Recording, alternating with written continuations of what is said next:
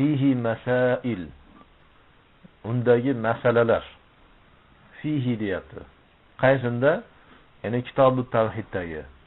Biz hozir bir bob bilan tanishdik. Muqaddimaga o'xshagan bob. Mana shu o'qilgan oyat hadislarning ichidagi masalalar, ilmlar, mavzular to'g'risida. Al-ula birinchi al-hikmatu fi xalqil jinni wal insi. Jinlar va insonlarning yaratilishligidagi hikmat. Birinchisi shu. Shuning uchun biz aytdikki, shayxning u oyatni kitobini birinchi boshida keltirishligining sababi mana shu narsa. Inson va jinlar nima uchun yaratildi? Ular ibodat uchun, tavhid uchun yaratildi. As-saniyatu ikkinchisi annal ibadata hiya at-tawhid. Lianna al-khusumata fihi. Ikkinchi masala albatta ibodat u tavhiddir. Chunki xusumat tavhid to'g'risida bo'ldi. Ya'ni tortishuv. As-salisatu uchinchi masala anna man lam ya'ti bihi lam ya'budillaha. Albatta kimda kim tavhidni keltirmagan bo'lsa, tavhidda bo'lmasa, u odam Alloh taolaga ibodat qilmabdi. Hech ibodat qilmabdi. Fa fihi ma'na qawlihi wa la antum 'abiduna ma a'bud. Al-kafirun al-ayatu ath-thalitha. Bu masalada, bu ilmda Kafirun surasi 3-oyatning sizlar men ibodat qilyapti turgan zotga ibodat qiluvchi emassizlar degan oyatning ma'nosi bor. Sharhiga o'taylik. Al-masail mana masalalar degani, al-masail mas'alatunning jami. Mas'ala ne so'rab o'rganiladigan narsa. Al-ula birinchi al-hikmatu min xalqil jinni wal insi. Jin va insonlarning yaratilishligidan bo'lgan hikmatdir birinchi masala, birinchi ilm. Akhadha rahimahullohu ta'ala min qawlihi ta'ala wa ma khalaqtul jinna wal insa illa liya'budun. Az-Zariyat. As-sadis wal khamsun. Shayx rahimahulloh bu mas'alani, bu hikmatni Alloh taoloning Zariyat surasi 56-oyatidan oldi. Ya'ni jin va insonlarni men faqatgina menga ibodat qilishlari uchun yaratdim deyapti Alloh taolo. Fal hikmatu hiya ibadatullohi. Demak, jin va insonlarning yaratilishligidan bo'lgan hikmat u Allohning ibodatidir. Inson va jinlarning Allohgagina qulluq qilishligidir.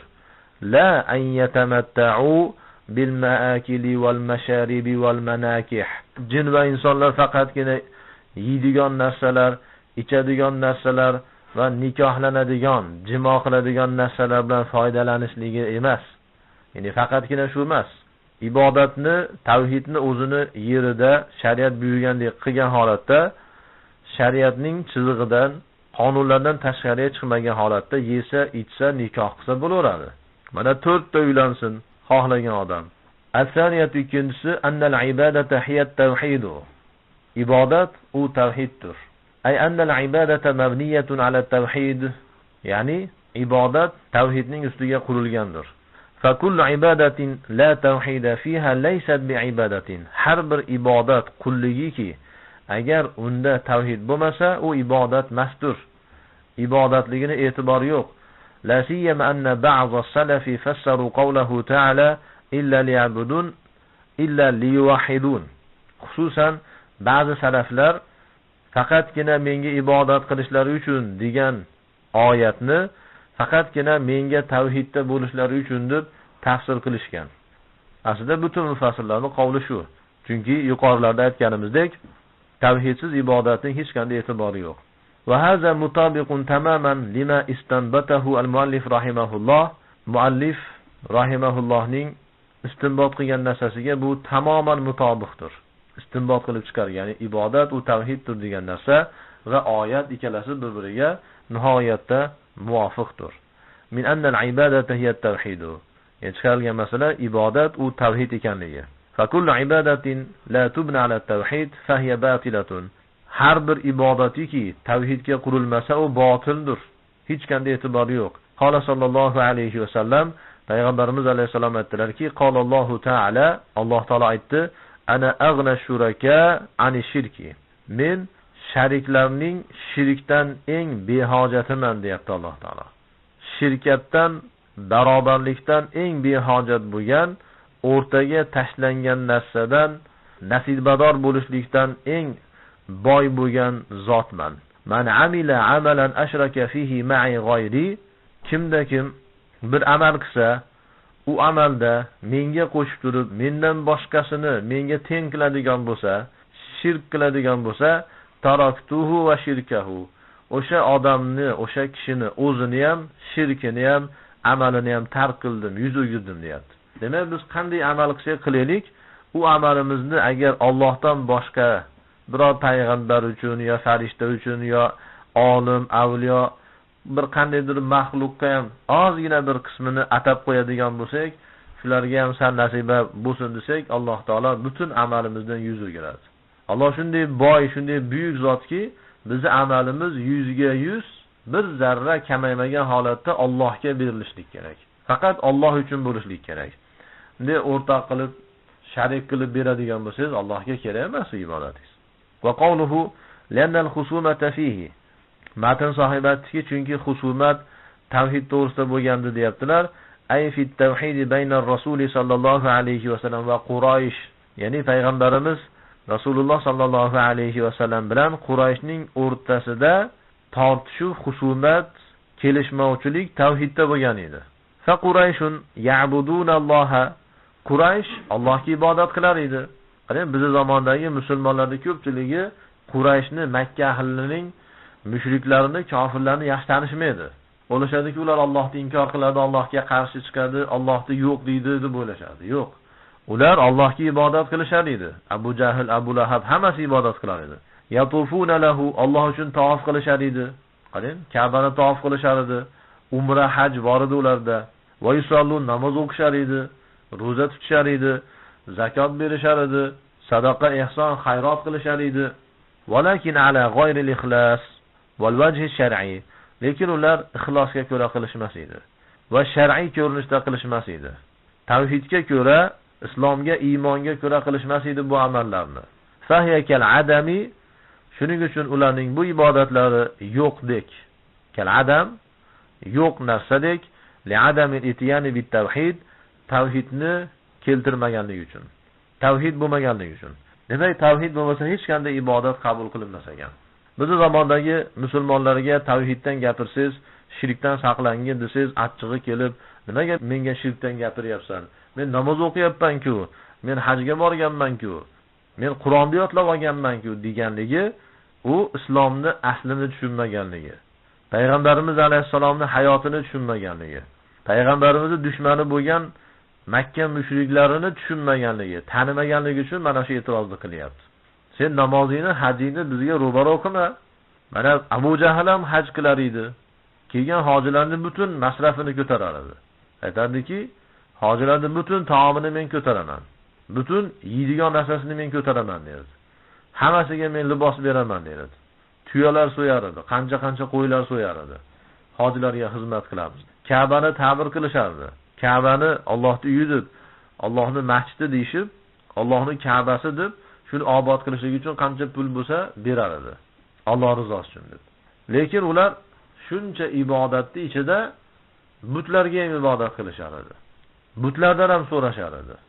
Butlarni o'zi bilan Allohning o'rtasiga vasila, robita qilib olishar edi. Shuning uchun ular mushrik deyildi, kofir deyildi.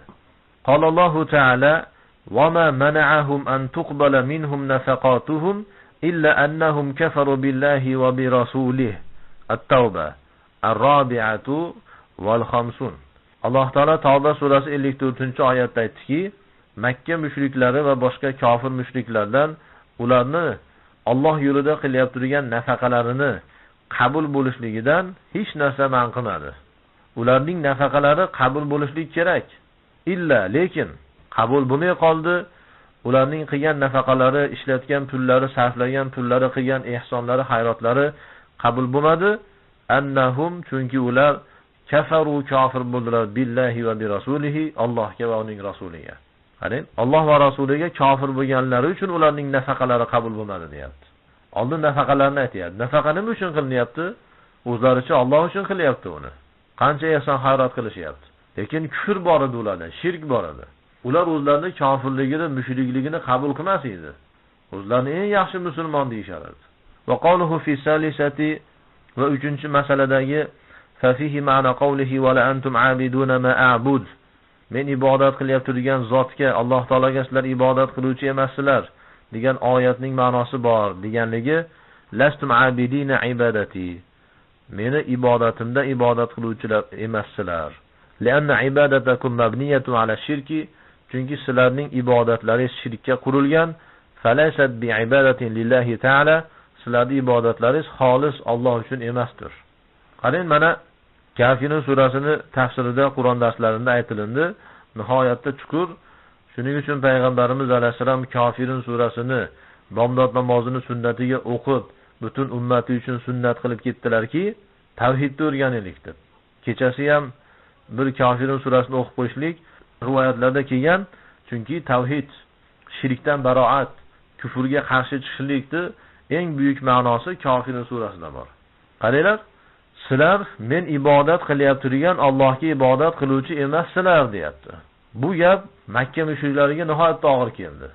Ular hatto bu narsani tuhmat deyishardi. Muhammad bizga tuhmat qilyapti-ku. Shuncha ibodatni kimga qilyapmiz? Ka'bani kim uchun ta'mir qilyapmiz? Kelgan hojilarga nima uchun xizmat qilyapmiz? Yo'qsullarga, faqir fuqaroga nima uchun biz sadaqa ihson qilyapmiz? Kimga namoz o'qiyapmiz biz? Ro'zamiz kim uchun bo'lyapti? Umrani, hajni kim uchun qilyapmiz biz?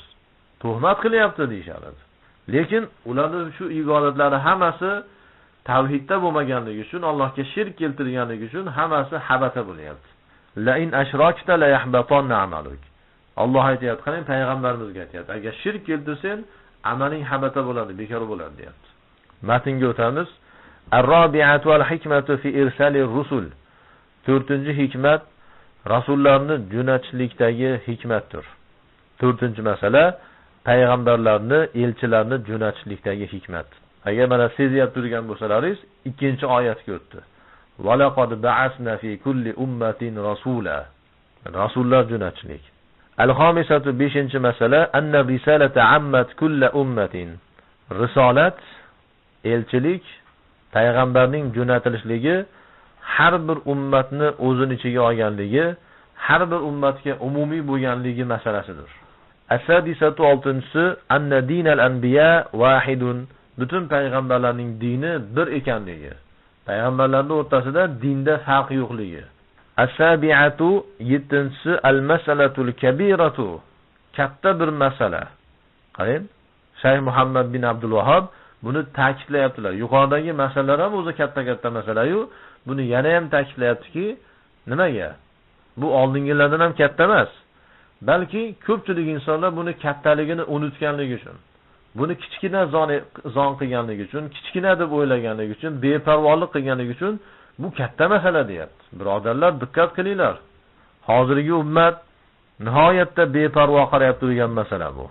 Anna ibadatallohi la tahsulu. Allohning ibodati hosil bo'lmaydi. Allohga ibodat qila olmaysiz.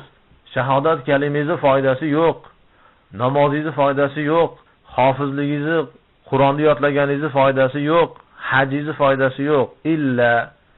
Lekin bir shart bilan hammasini foydasi bo'ladi. Bil kufri bit tog'ut, tog'utga qarshi chiqishlik bilan.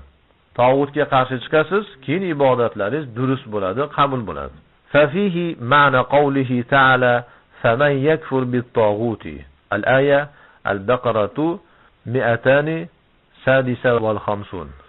Bu masalada, bu ilmning ichida Baqara surasining 256-oyatidagi Alloh taoloning so'zini ma'nosi bor.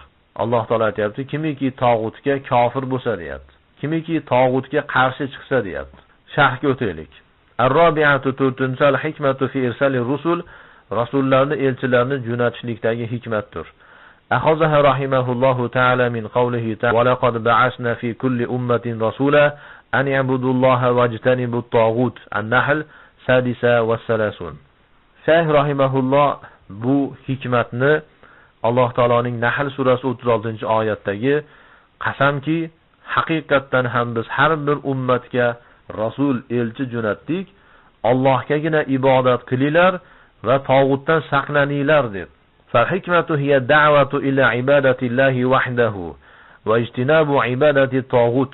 Hikmat bu yolg'iz Allohning ibodatiga da'vat qilishlikdir. Tog'utning ibodatidan saqlanishlikdir. Tog'utning masalasi hozir yana keladi. Rasullarni jo'natishlik, payg'ambarlarni jo'natishdagi boshqa hikmatlar, masalalar o'tgan darslarda keldi. Al-khomisatu 5-si anna risalata ammat kulla ummatin. Risolat har bir ummatni o'zining ichiga oldi va butun ummatga umumiy bo'lganligi. Akhadha min qawlihi ta'ala va laqad ba'asna fi kulli ummatin rasula. Matn sohibi buni mana shu oyatdan oldilar. Qasamki, haqiqatdan biz har bir ummatga rasul jo'natdik, deyapti. O'tgan darslarda aytdik, yana bir xotirlatib eslatamizki, masalani chuqur tushunishligimiz uchun va dalillarimiz tom bo'lishligi uchunki, ulamolarning ko'pchiligi rasul bilan payg'ambarning o'rtasini ajratishadi. Rasul bilan payg'ambar, ya'ni rasul bilan nabiy degan kalimalar lug'atda bir-biridan farqi bo'lgan kalimalardir. Lekin shariatda bir-biridan farqi yo'q. Biz aytamizki, kullu rasulin nabiyyun va kullu nabiyyin rasulun deymiz. Har bir rasul payg'ambardir va har bir payg'ambar rasuldir deymiz. Ammo ko'pchilik ulamolar, hatto Ibn Usaymin ham ikkalasini o'rtasini ajratib, rasul unga yangi bir shariat kelgan va yangi bir kitob kelgan kishini rasul deyiladi. Lekin o'tgan payg'ambarlarning, rasullarning yo'lini davom ettirgan, o'ziga yangi shariat va kitob kelmagan kishilar nabiy deyiladi deb ajratadilar. Ammo bu taqsim, bu ajratishlik botildir. Albatta bu yerda muhaqqiqlarning qavllari bor. Ya'ni bu qavlda, bu tahqiqda biz yolg'iz emasmiz yoki jadid yangi emasmiz. Masalan, Ibn Humom, Abu Hanifa va shunga o'xshagan boshqa katta muhaqqiq olimlar bu taqsimni rad qiladilar. Mana shu masalaga qarang. Ayni bizning gapimizni qo'llab-quvvatlayapti. Oyat aytayaptiki, Alloh taolo qasam ichaman deyapti. Qarang. Qasam ichamanki, biz har bir ummatga rasul jo'natdik deyapti. Har bir ummat o'tgan darslarda o'tdiki, insonlarning bir jamoati, bir to'plam, bir ijtimo. Bu ijtimo har bir asrda yashagan bo'lar.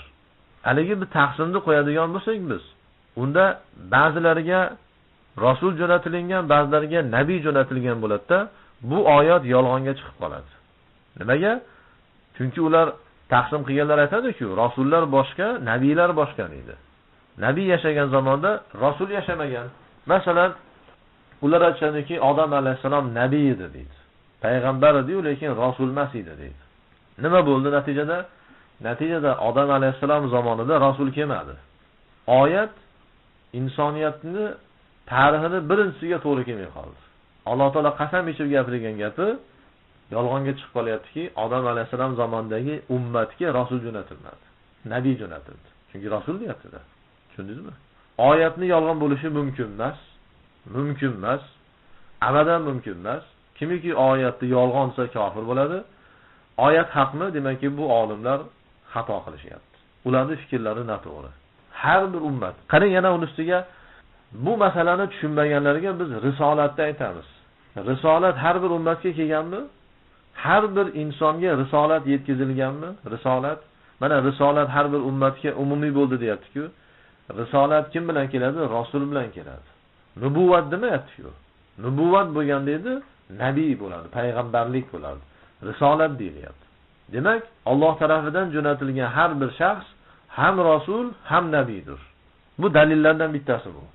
O'tgan darslarimizda ko'p dalillarni aytgandik. Hali dalillar kelganda men sizlarga tushuntirib aytaveraman. Shu taqsimni qilishib, hali keyingi darslarda o'zini yana batafsil ko'ramiz. Usuli salasani sharhida ham aytdik. Fiqhul akbar sharhlarida ham aytganmiz, Fiqhul akbarda ham. Ya'ni butun e'tiqodiy kitoblarda o'zini yerida aytilgan. Ta'riflari ham xato.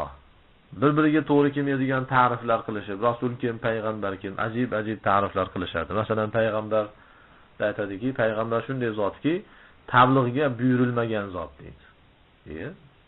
Biz oddiy insonmiz, biz payg'ambar emasmiz. Biz tabliğga ma'murmiz. Amr ma'ruf qilishlik bizga farz, munkardan qaytarishlik farz. Biz oddiy insonga tabliğ qilishlik, da'vat qilishlik farz bo'ladi-yu. Nimaga endi nabiyga farz bo'lmaydi? Nimaga ma'mur bo'lmaydi u? xato taqsim qilganligi uchun xato ta'riflar keltirishadi. Va bu ko'pchilik olimlarning fikri bu. Ammo zaif, xato fikr. Shuning uchun doim aytayapmiz, har bir qavmni tekshirib ko'rishlik kerak. Mana bunday oyat hadisga xilof keladigan yerlar bo'lib qoladi. Oyat hadislarni to'g'ri ma'noda tushunolmay qolamiz. Mana shu taqsimdan kelib chiqishib, Odam alayhisalom to'g'risida ixtiloflar qilishadi. Birinchi rasul kim edi? Ba'zilar Nuh alayhisalom edi, shunga tortishadi. Bu tortishlik ixtilof mana abas, foydasiz, keraksiz. Qur'on hadisga xilof bo'lgan tortishmalar. As-sadisatu 6-masala anna dinal anbiya'i wahidun. Butun payg'ambarlarning dini birligidir. Akhadha min qawlihi ta'ala wa laqad ba'athna fi kulli ummatin rasula an i'budullaha wajtanibut taghut. Bu mas'alani mana har bir ummatga rasul jo'natdik, qasam ichib aytamiz, Allohgagina ibodat qilinglar, tog'utdan saqlaninglar deb degan oyatdan olyapti. Mana bu masalalarning hikmatlarini o'sha o'tgan darsimizdagi oyatlarga tatbiq qilinglar. Ya'ni sizlar ham dars berib turganlaringizda, da'vat qilib turganlaringizda shuni qo'shib mukammal qilib yetkazinglar. Mana bu oyatdan butun payg'ambarlarning dini birligi kelib chiqyapti. Nimaga?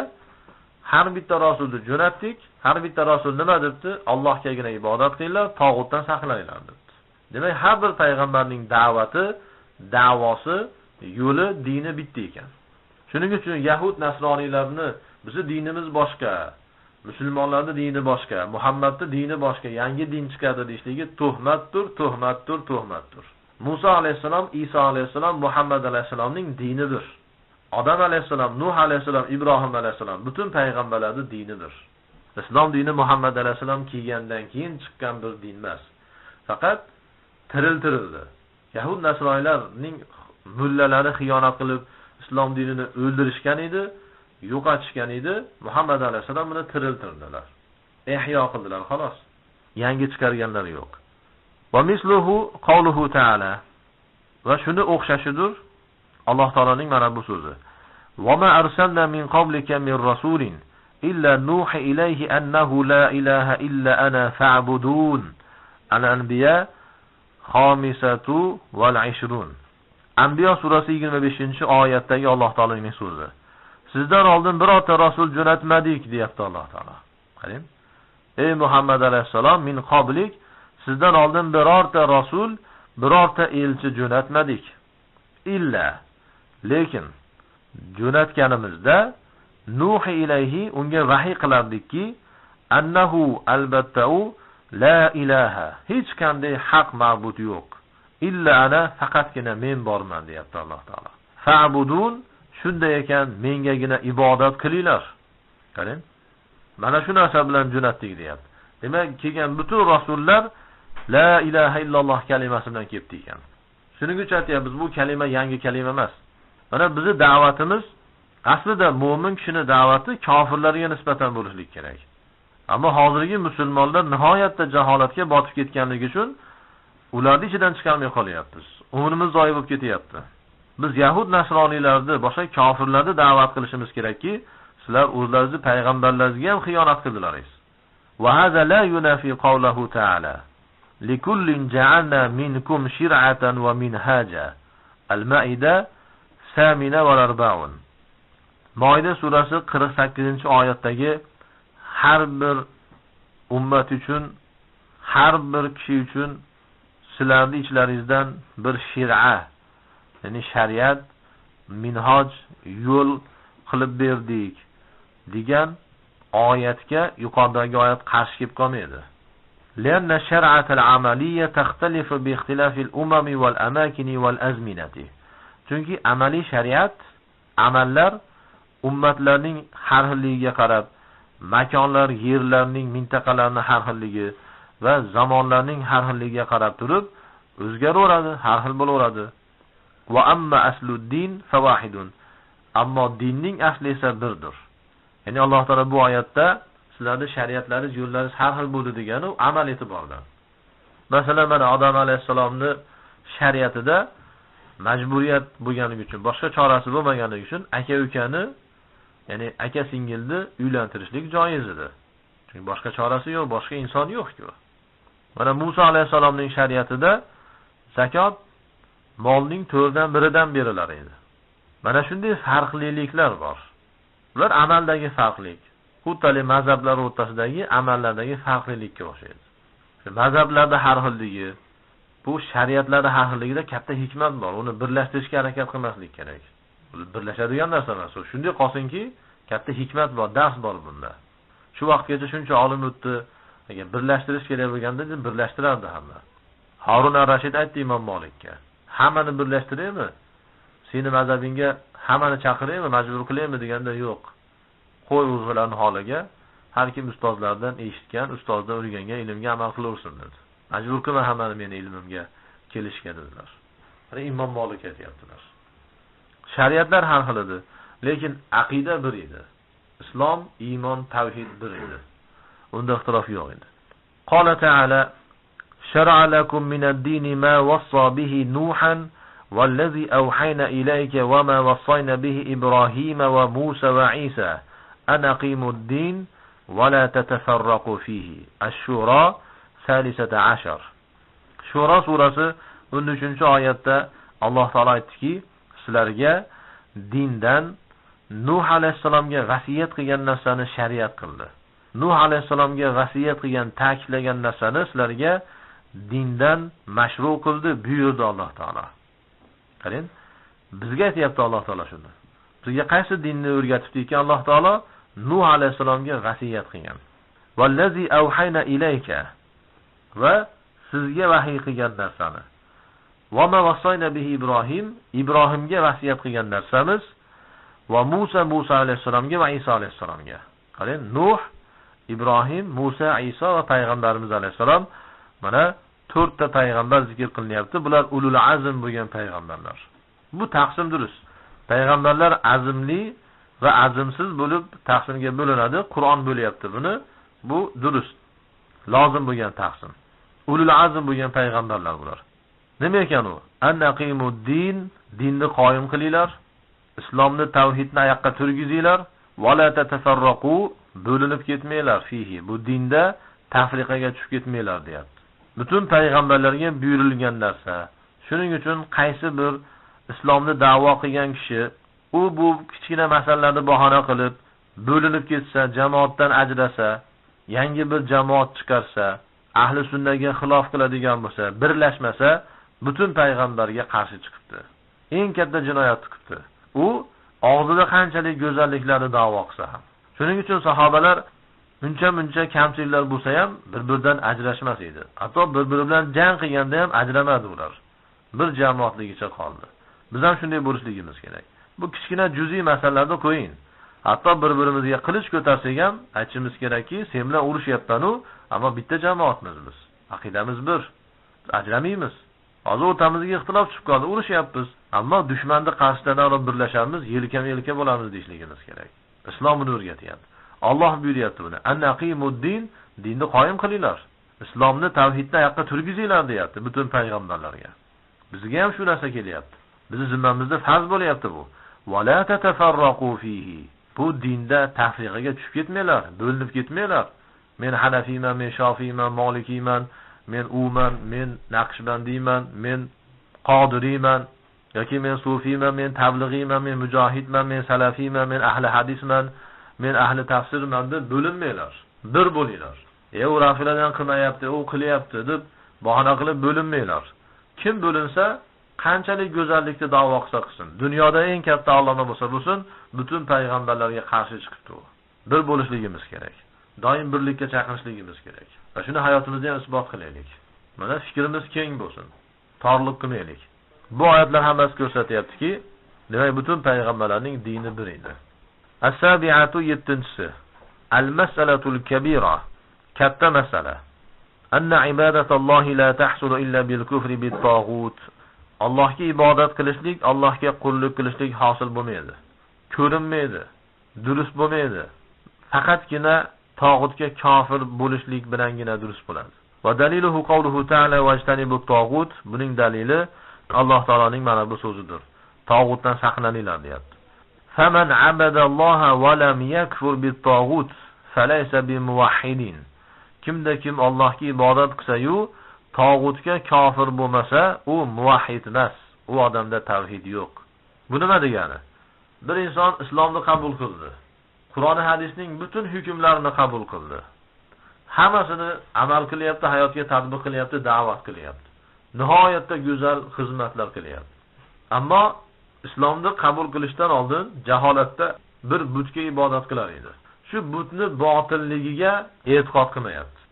Oldingi ibodat qilgan butun botil bu. Bu jaholat, bu najas, bu razolat, bu hamoqat, bu rasvolik demayapti. Tushundingizmi? Bu ham yaxshi deyapti. Tog'utga kofir bo'lishlik, tog'utga qarshi chiqishlik mana shu. Qarshi chiqishligingiz kerak. Bu shirk bu, najas bu deyishligingiz kerak. Undan mutlaqo qo'lingizni yuvishligingiz kerak, jirkanishligingiz kerak butun shirkdan. Bo'lmasam, hozir aytganimizdek, zohirda sahobadek amal qilsangiz foydasi yo'q. Sahobadek amal qiling. Zamoningizda Abu Hanifasi bo'ling, Imom Buxoriysi bo'ling, hech qanday foydasi yo'q. Agar tog'utga qarshi chiqmasangiz, tog'utni inkor qilmasangiz. Shunga boshqa masalalarda shunday qiyos qilaverasiz. Bir inson zohiran qarasangiz, hamma ko'rsa havas qiladigan inson. Qiroati ham go'zal, nihoyatda qo'li ochiq, nihoyatda shirin so'z. Ammo bir qabrga e'tiqodi bor, yoki bir daraxtga e'tiqodi bor, yoki bir pirga, shayxga, ruhga, yo bir payg'ambarga, yoki bir farishtaga e'tiqodi bor, qanday ilohlik e'tiqodi. Shularga Allohning sifatini nisbat beradi. Allohga teng qiladi ularni. Bu odam mana tog'utga qarshi chiqmadi, shirkka qarshi chiqmadi bu odam. Shuning uchun ibodatini foydasi yo'q. Agar u odam shu kitobi tavhiddan dars bersa ham, hayotini butun davomida, butun hayotida 24 soat tinmasdan tavhiddan gapirsin, agar o'zi qalbidan haligi pirini, shayxini, qabrini yoki jinlarni, boshqa narsalarni chiqarib yormasa, foydasi yo'q. Shuning uchun hozir matnda keltirilgan oyat, Ibn Usaymin shu oyatni ham keltirsa nihoyatda yaxshi bo'lar edi. Zotan sharh, uni ham sharhlashlik kerak edi. Nihoyatda muhim masala. Baqara surasida keladiki, "Faman yakfur bit-taghuti va yu'min billahi." Qarang. Nima deyapti? Kimda kim tog'utga kofir bo'lsa va Allohga iymon keltirsa deyapti. Qani bu oyatdagi hikmatni qarangki, Qur'on darslarida o'tdik bu masalalarni. Allohga iymon keltirishdan oldin Alloh taolo tog'utga kofir bo'lishni aytayapti. Avval butun shirklarga, butlarga qarshi chiqasiz. Hech qanday iloh yo'q deysiz. Men hech kimga ibodat qilmayman deysiz. Butun tog'utga qarshi chiqasiz. Butun Firavunga, butun ilohlik da'vo qilgan, xudolik da'vo qilgan pirlarga, ulamolarga, kohinlarga, sehrgarlarga qarshi chiqasiz. Hammasiga qarshi chiqasiz. Hammasini inkor qilasiz. Keyin va yu'min billahi, Allohga iymon keltirasiz. Keyin nima deyapti Alloh taolo? Shuni qilsangiz, birinchi butun tog'utga, kufr shirkka qarshi chiqib, keyin iymon keltirsangiz, faqodistamsaka bil urvatil wufqa deyapti. Haqiqatan shu odam mustahkam tugunni arqonda ushlabdi deyapti. Lan fisomalaha. Uzilmaydigan deyapti. Qarang, uzilmaydigan mustahkam arqonda qachon ushlagan bo'lasiz? Oldin butun shirkka qarshi chiqsangiz. Allohga iymon keltirsangiz, tavhid ilmlarini o'qisiz, kitob yozsangiz, 100 ta, 20, 200 ta tavhiddan, aqidadan kitob yozyapsiz. Hech kim sizda qanday tavhidni bayon qilmagan. Ammo tog'utga qarshi chiqmadingiz, foydasi yo'q. Mana masalani tushunyapsizlarki, haqiqatan ham hozirgi musulmonlarning ko'pchiligi, 100ga 95i e'tiborsizlik qilyapti turgan masala. Shuning uchun bemalol o'zini shirkida davom etyapti. Bemalol qancha tushuntirsiz, yana o'sha qabriga borib qabridan so'rab. Ming tushuntirsiz, yana baribir o'sha shayxidan, piridan so'rab, yo piriga bog'langan holatida, yoki masalan boshqa bahonalar qilib, bularni biz botilligini bilamiz-ku, bularni ichiga kirib biz o'zimiz ishimizni qilyapmiz degan bahonalarni qilishyapti. Yoki ularning ichida turib, ularning imkonidan biz foydalanib olyapmiz. Seni iymoning durust bo'lishligi uchun shu shirkka qarshi chiqishliging kerak. Buni inkor qilishliging kerak. Sen inkor qilmayapsan, iymoningning foydasi yo'q. Namozingning foydasi yo'q. Shirkning ichida yashab yurishibdi. Pirlardan madad so'ralyapti, ruhlardan madad so'ralyapti, qabrlardan madad so'ralyapti. Yalinilyapti, shularga shohid bo'lib indamay yashab yurishibdi. Ular tog'utga qarshi chiqmayaptilar. Hali boshida misol keltirganimdek. Shuni ko'ryapsizki, odamlar ochiq ko'zingiz oldida bir butga ibodat qilyapti. Siz ham borib kulib tomosha qilib turibsiz. Hech qanday bir nafrat kelmayapti sizda. Qarshilik yo'q. Siz ularning oldida keyin bu tarafga o'tib namoz o'qiyapsiz. Alloh uchun. Namoz o'qib bo'lgandan keyin ularga ham sizlarnikini ham qabul qilsin deb, ularni ham haqqiga duo qilib ketyapsiz. Sizni hech qaysi amalingizni Alloh taolo qabul qilmaydi. Ulardan hech qanday farqingiz bo'lmaydi. To'g'ri, siz u butga ibodat qilmadingiz. Butga sajda qilmayapsiz. Lekin o'sha butni inkor qilmaganligingiz uchun, qarshi chiqmaganligingiz uchun butga sajda qilyapti turgandan hech qanday farqingiz yo'q. Hech qanday. Ayni hukmdasiz. Tog'utga qarshi chiqishlik kerak. Shunda diningiz mustahkam bo'ladi. Bo'lmasa bizda ipis chirigan, uzilib ketadigan zaif, foydasi yo'q. Dunyoda ham foyda bermaydi, oxiratda ham foyda bermaydi. ولهذا جعل المؤلف رحمه الله هذه المسألة كبيرة. Shuning uchun muallif rahimahulloh bu masalani katta dedi. Shuning uchun bu katta masala deyapti. لأن كثيرا من المسلمين جهلها في زمانه وفي زماننا الآن. Chunki deyaptilar Ibn Usaymin, u kishining zamonida ham, bizni hozirgi zamonimizda ham musulmonlarning ko'pchiligi bu masaladan jahil qolganlar. Bilmaydilar. Ko'pchiligi bilmaydi. Mana da'vat qilishlaringiz farz bo'lgan masala bu. Odamlar bilmayaptimi? Sizlar bildilaringizmi? Endi sizlarga farz bo'ladi. Butun tanishlaringizni, do'stlaringizni mana shu masalada da'vat qilishligingiz, ularga yetkazishligingiz farz bo'ladi, farz bo'ladi, farz bo'ladi. Agar bir do'stingiz, birodaringiz, qarindoshingiz siz gapirganingizda gapingizni olib, o'zini shu shirkidan, kufridan chiqadigan va tog'utiga qarshi chiqadigan holatda bo'lsa, da'vat qilmasangiz, qattiq gunohkor bo'lasiz, sizga ham shirk xatari bor. Ammo siz da'vat qilganingizda u sizga qarshi chiqib fitna kuchayadigan bo'lsa, unda da'vat qilmasangiz bir uzringiz bo'lishi mumkin. Qarang, uzringiz bo'lishi mumkin. Unda siz boshqa yo'llardan uni da'vat qilishingiz kerak baribir. U shirkida yuraversa, siz ham o'zingizcha tavhiddaman deb yuraversiz, yana do'st bo'lib yuraversiz, birodar bo'lib, unda sizga zarar qiladi. Uniki ishi bitgan uni. Sizga ham zarar qiladi. Tanbih ogohlantirishlik. La yajuz itlaqu shirki awil kufri awil la'ni ala man fa'ala shay'an min zalik.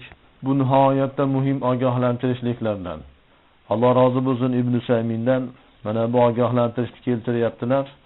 Lekin keltirishiga qaramasdan ko'pchilik ahli ilm, talib ilmlar bu ogohlantirishni zoya qilishdi va zoya qilishyapti. Yaxshilab diqqat qilaylik va birodarlarga nasihat qilaylikki, ulamolarning bu tavsiyalarini zoya qilmasin. Chunki talabalarning amal qilmasligini sababidan ulamolar badnom bo'lyapti. Ibn Usayminlar, dinboz Muhammad bin Abdul Vahhab, siz ularning hayotini, fikrlarini, kitoblarini o'qib tanishsiz, ularning qo'lidan kelganicha Qur'on hadisga amal qilganligi, ahli sunna bo'lganligini ko'rasiz. Lekin ularga o'zini nisbat bergan ba'zilarning xatosini sababidan bu ulamolar badnom bo'lyapti. Mana qarang, alohida bir ogohlantiruvni qo'yib turib aytayaptilarki, yuqoridagi xatolardan, kufr, shirklardan yoki katta gunohlardan birortasini qilgan kishiga shirkni yoki kufrni yoki la'natni itloq qilishlik, ishlatishlik joiz bo'lmaydi deyapti. Bir odamni kufr, shirk amal qilganligini ko'rdingiz yoki mal'un bo'ladi degan xabarga ko'ra qo'rqitilingan amalni qilganligini ko'rdingiz.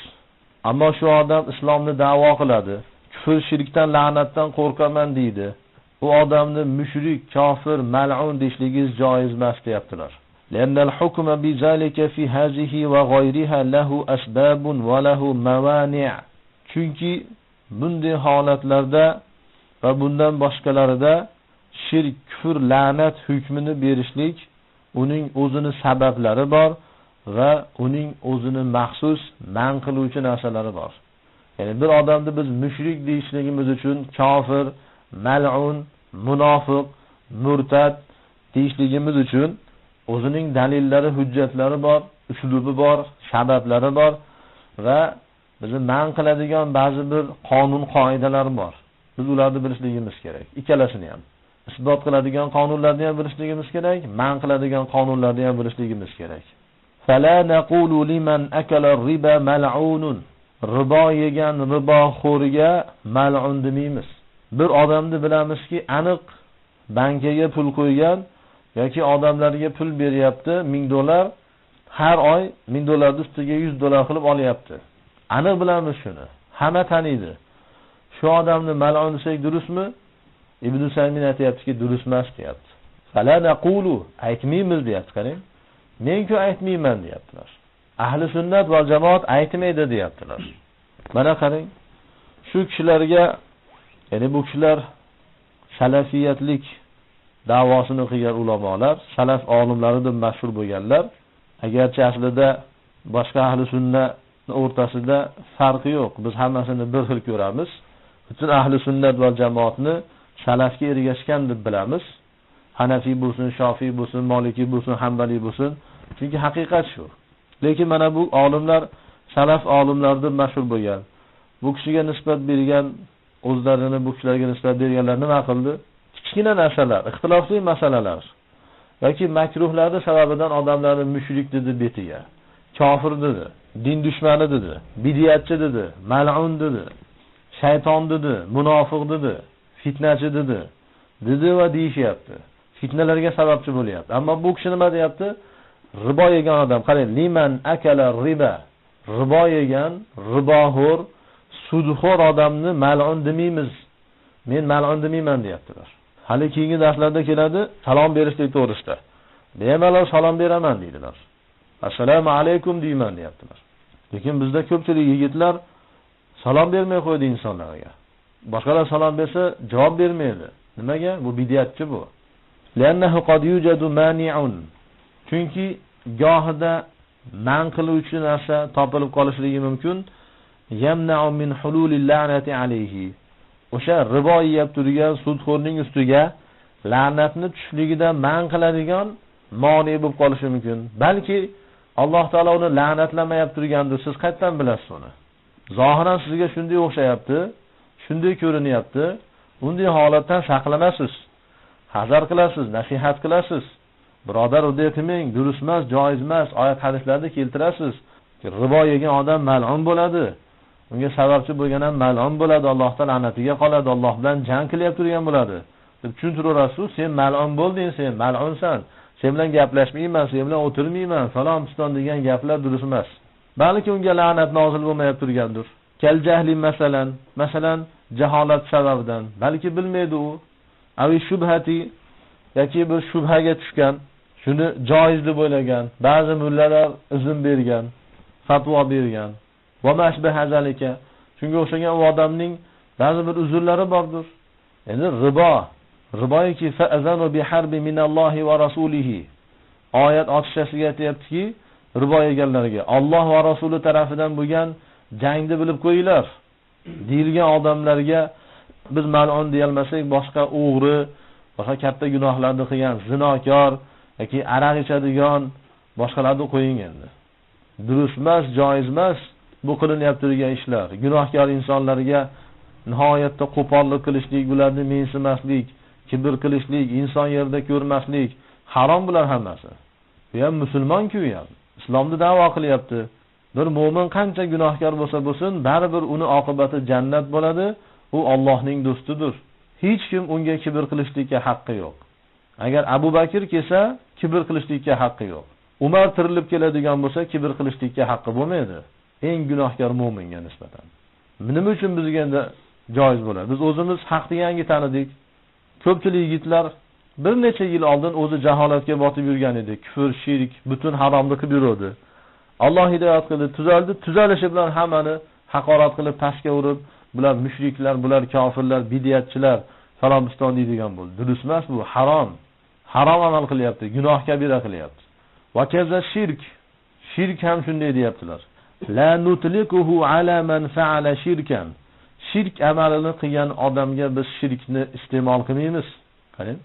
Shirk amalini qilgan odamni mushrik demaymiz deyaptilar.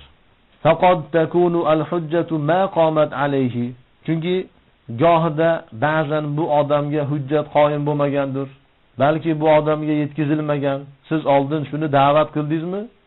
Nasihat qildingizmi? Shu amalini shirkligini, qabrdan borib so'rashlik shirkligini aytdingizmi? Ruhlardan madad so'rashlikda shirkligini tushuntirdingizmi? Avliyolar g'aybni biladi desa, buni shirkligini, kufrligini tushuntirdingizmi? Va dalillarni go'zal qilib tushuntirdingizmi? Tushunadigan shaklda faqat aytganingiz bilan bo'lmaydi. Siz dalillaringizni tushundimi? Va yetarli bo'ldimi? Qoniqdimi? Balki shunday hujjat qoyim bo'lmagandir. hali hech kim unga nasihat qilmagandir. Buni birdaniga mushrik deyishlikka, kofir deyishlikka hech kimning haqqi yo'q. Buni yaxshi bilasizlar, Ibn Usaymiylar bu masalada eng qattiq olimlar hisoblanadi. Butun dunyo shu kishilardan shikoyat qilib yuradi. Ammo aslida bu kishilar qattiq emas.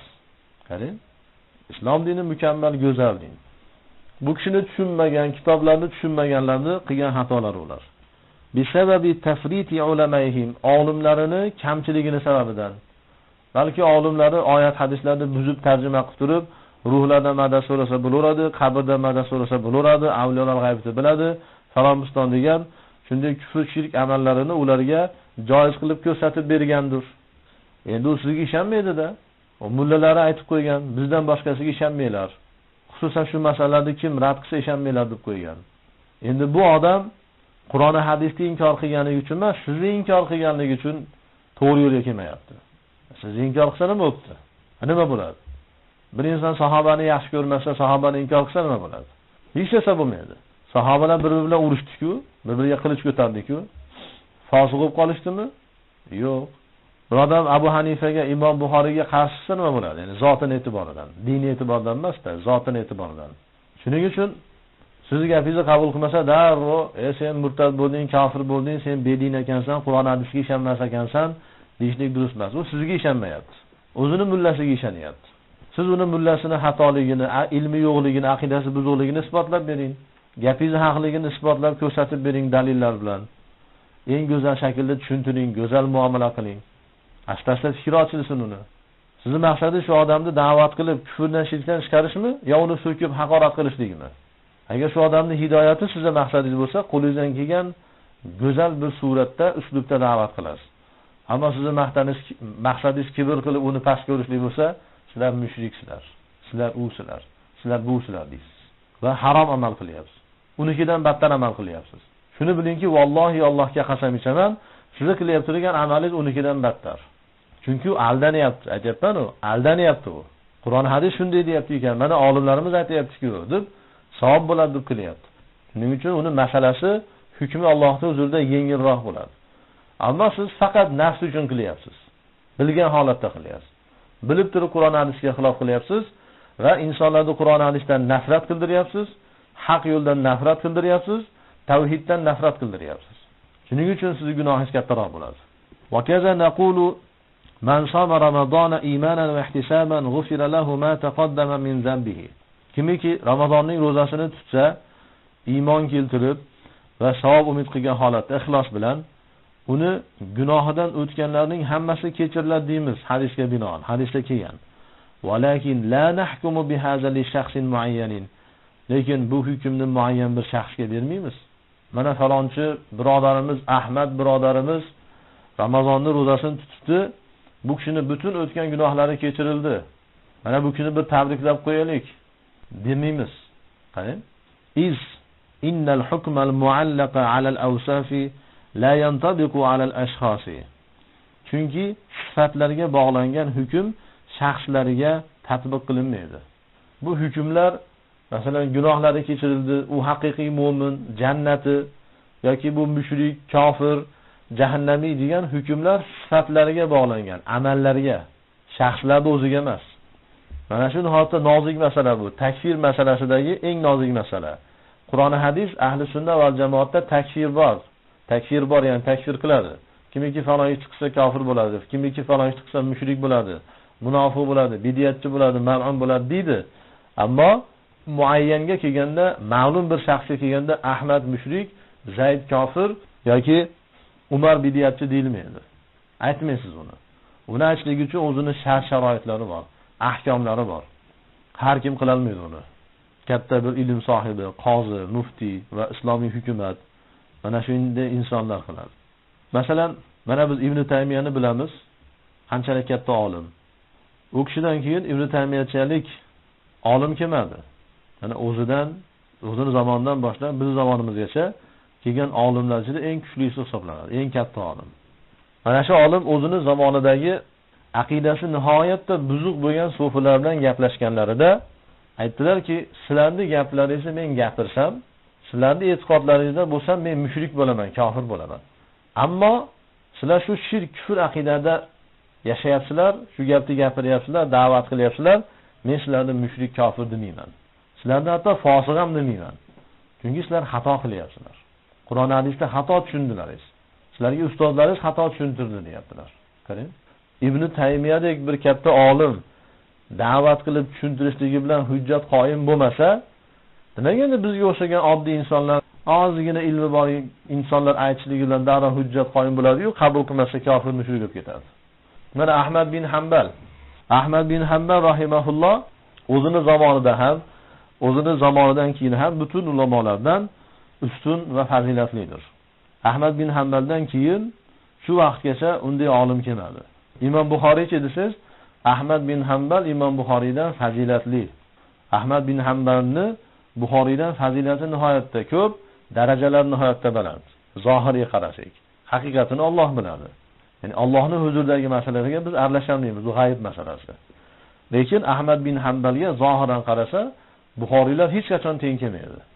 Ahmad bin Hanbal shunchalik katta olimlar. Lekin o'zining zamonida Mu'tazilalar va Jahmiyalar hukumatga kelishdi. Butun siyosat, ilm, idora, fatvo, qozilik hammasi ularning qo'liga o'tdi. Jahmiya, Mu'tazilalar mana Fiqhul Akbarda, Tahoviyada va boshqa kitoblarda o'qidik. Bunda ham keladi. Kufr aqidalari nihoyatda ko'p. Qur'onni maxluq deyshadi. Allohni ko'rishlik mumkin emas deydi. Tarozi yo'q narsa, ko'prik yo'q narsa. Ya'ni kufr, shirk aqidalari nihoyat darajada ko'p. Yuzlarcha kufri bor. Ammo Ahmad bin Hanbal shular bilan qancha munozara qilganiga qaramasdan, qancha dalillar ko'rsatganlar, ularni ko'rganlarida, gaplashganlarida islomiy muomala qiladilar. Shularning orqasidan namoz o'qirdilar, ularning haqqiga duo qiladilar, salomlashadilar va birodarlik muomalasini qiladilar. Demak, Ahmad bin Hanbaldek olim tushuntirishligi, dalillarni ko'rsatishligi bilan hujjat qoyim bo'lib qolmasa, demak biz shoshilmasligimiz kerak. Bu Ahmad bin Hanbalda Ibn Taymiya nimaga misol qilyapman? Bizda shunday ikkita hadis o'qiymiz yoki bir chet elda o'qib kelamiz. Qanday o'qiganligimizni ham Alloh biladi. Bozorda o'tkazganmizmi yo mozorda o'tkazganmizmi?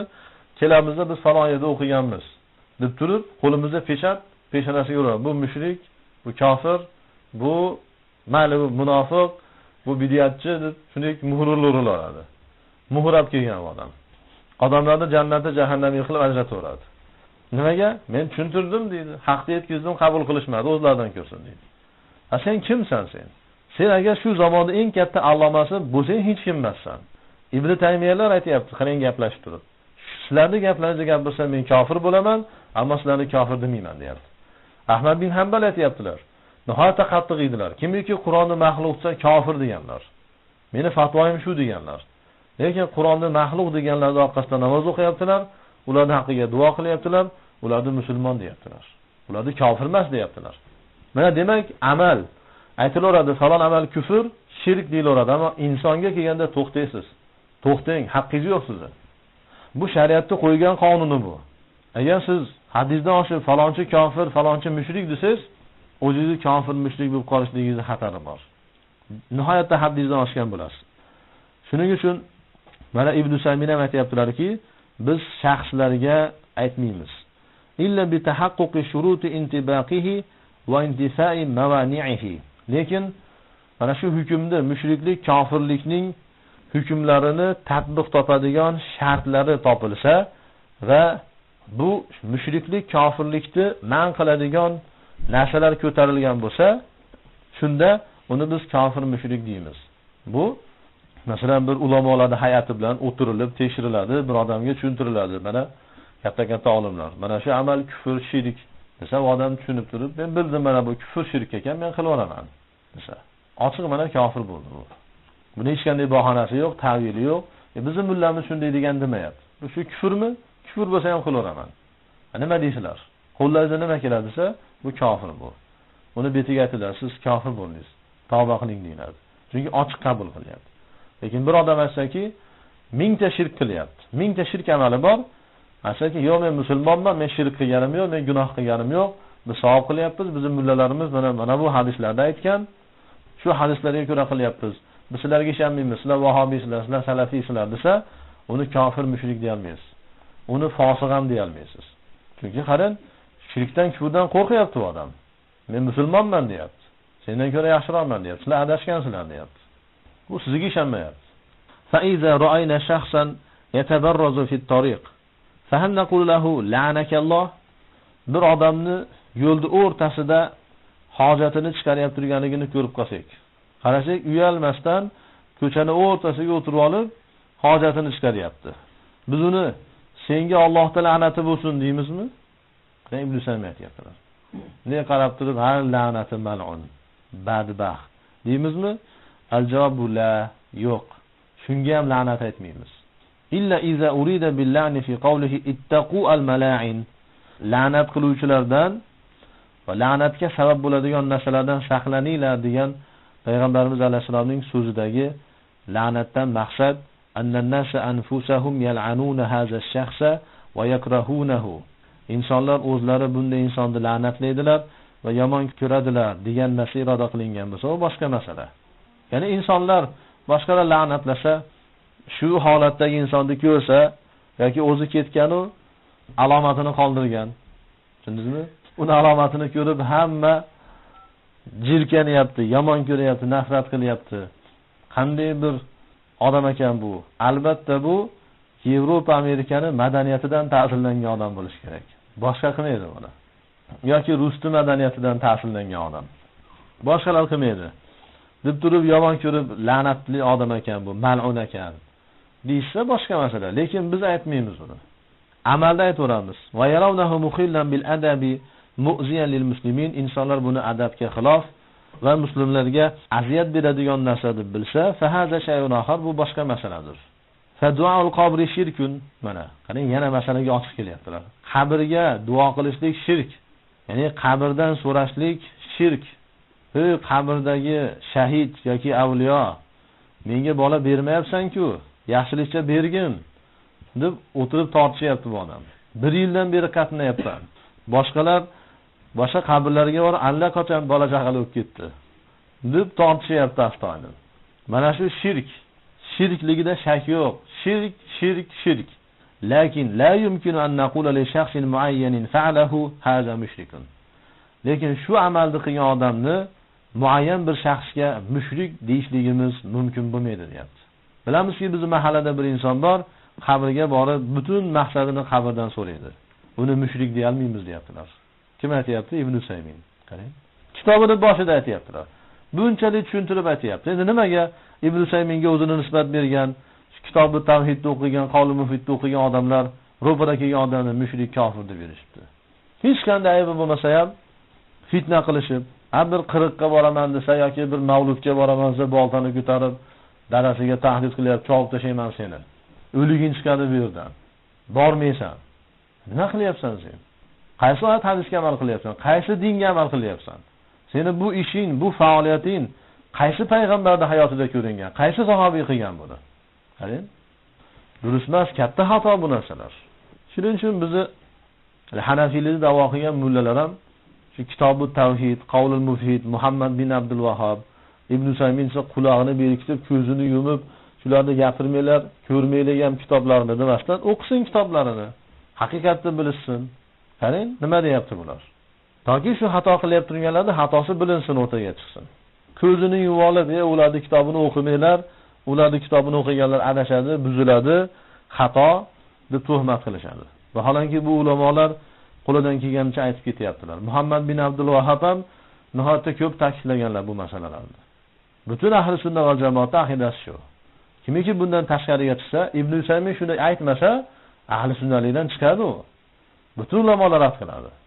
Mana qo'lidan kelganicha haqdan ketganligi uchun Alloh taolo izzatini ziyoda qilyapti. Faqat shunday chalamulalar, kitobini o'qimagan, o'zini tanimaganlar toshotib, bular takfirchi, bular fitnachi, falonmiston deyapti. Ammo kitobini o'qigandan keyin olimlar ko'ryaptiki, haqni gapirgan, Alloh rozi bo'lsin deyapti. Hatta na'rifa qiyam al-hujjati alayhi, unga hujjat qoyim bo'lganligini bilgunimizga qadar. Aw naqulu hadha mushrikun bi i'tibari zohiri halihi. Yoki bu holatini zohirini e'tiboridan mushrik deymiz. Ya'ni seni qilyapti degan amaling shirk, bu ishni mushrik qiladi deymiz. Ammo o'zini mushrik demaymiz.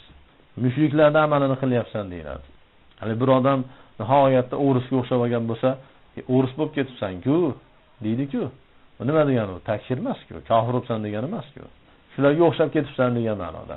Demak, mana bundan ma'lum bo'lyaptiki, ahli sunna va jamoat olimlari kitoblarida islomni da'vo qilib turib, ba'zi shirk, kufr amalni qilganlarni bu kofirdir, mushrikdir degan bo'lsa, mushrikka o'xshagan, kofirga o'xshagan degan ma'noda keladi. Ikkinchi ma'noda keladi. Diqqat qilinglar, nihoyatda muhim masalalar bular. Sizlar endi ko'pchilaringiz bu ilmda, bu masalalarda ibtidoiysizlar, boshlang'ichsizlar, balki qadrini bilmaysizlar, lekin hozir butun dunyoda butun musulmonlarning boshini og'ritgan oddiy emas, katta-katta olimlarni hayratga qo'ygan, qoqintirgan, o'ylantirgan masalalar bular. Millionlarcha musulmonlar bu chigalliklarni yechalmagan, qanday qilib biz musulmonlarning o'rtasida isloh qilsak ekan, bu ishlardan qanday chiqsa ekan deb turgan masalalar bular.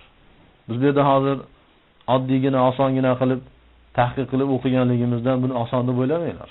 Bir takfirchilar bilan gaplashsalaringiz yoki ularning ziddidagi mutlaqo kufr, shirkka botib ketgan, kufr, shirk amallarini qilyap turganlar bilan gaplashsalaringiz, keyin bu masalalarni tushunasizlar. Ahli sunna o'rtadagi toifa. Amalni kufr deydi, shirk deydi, shaxsga kelganda to'xtaydi. Insonlarga go'zal muomala qiladi, ammo gunohlarga qattiqlik qiladi. Shunday bo'lishligimiz kerak.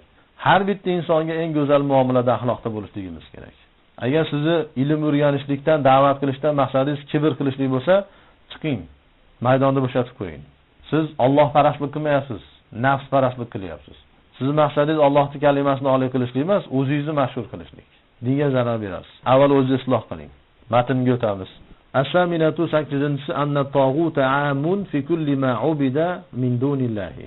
Tag'ut kalimasi umumiydir. Allohdan boshqa ibodat qilingan har bir narsa to'g'risida. Allohni tark qilib, Allohni qo'yib, qandaydir mahluqqa ibodat qilingan bo'lsa, hammasi tag'ut deyilaveradi. At-tashi'atu 9-si aizamu sha'ni salasi ayatil muhkamat fi suratil an'am inda salafi. Salaf ulamolarimizning oldida An'am surasidagi bu 3 muhkam oyatlarning sha'nini ulug'ligi. O'tgan darslarda ko'rdik, bu oyatlarni birma-bir tafsir qilib tekshirib ko'rdik. Shular nihoyatda ulug' oyatlardir. Va fihi 10 masail va fiha 10 masail va bu oyatlarda 10 ta masala bor. Avvaluha an-nahyu 'ani shirki. Birinchisi shirkdan nahiy qilishlik, shirkdan man qilishlik.